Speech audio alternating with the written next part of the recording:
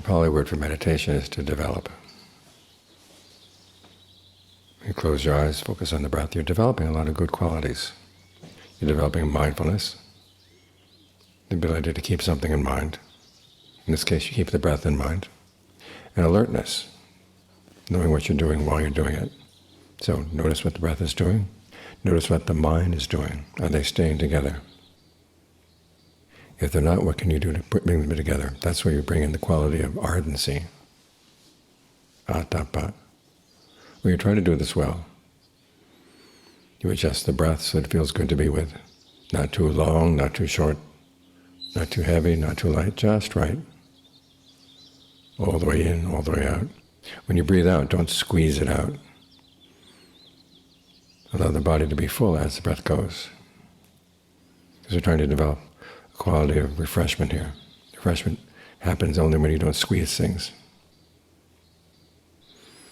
So allow the breath to come in and go out easily. As for the mind, you want to get the mind in good shape. You have to see the importance of what you're doing here. You see that training the mind really does make a difference. Because your actions come from where? They come from your intentions. Where do your intentions come from? They come from the mind. So if the mind is in good shape, then your intentions are more likely to be good.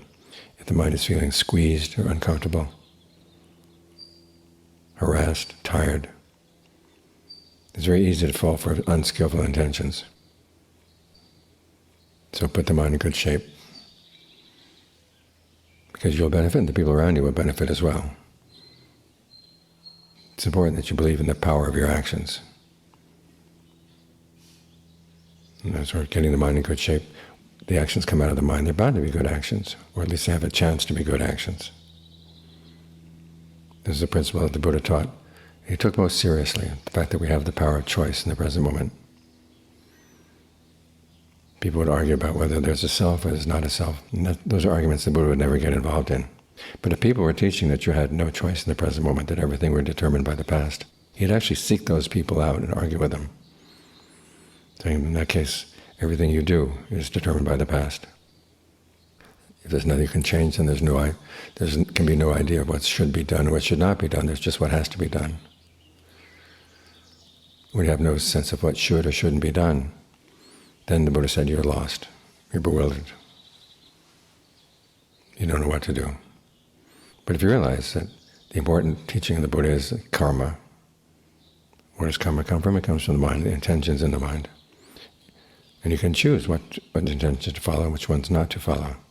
That was his very first instruction to his son, Rahula. When intention comes up in the mind, examine it. If you expect that it would lead you to do something that would be harmful, don't follow it. If you don't expect that, then go ahead and do it. And then while you're doing it, see if there's any harm coming up. If there's any harm, you stop. If not, you continue.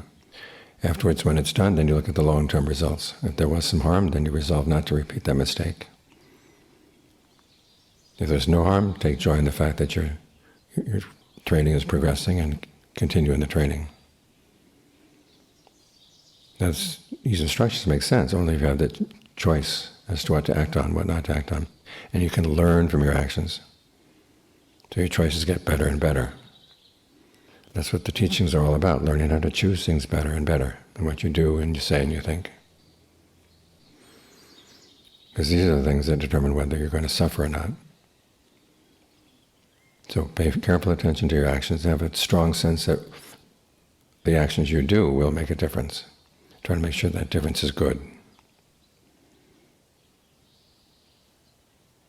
So develop the good qualities of the mind that you need, so your intentions will be more likely to come out of a mind that is rested, strong, clear-sighted. That'll be good for you now and on into the future, and for the people around you.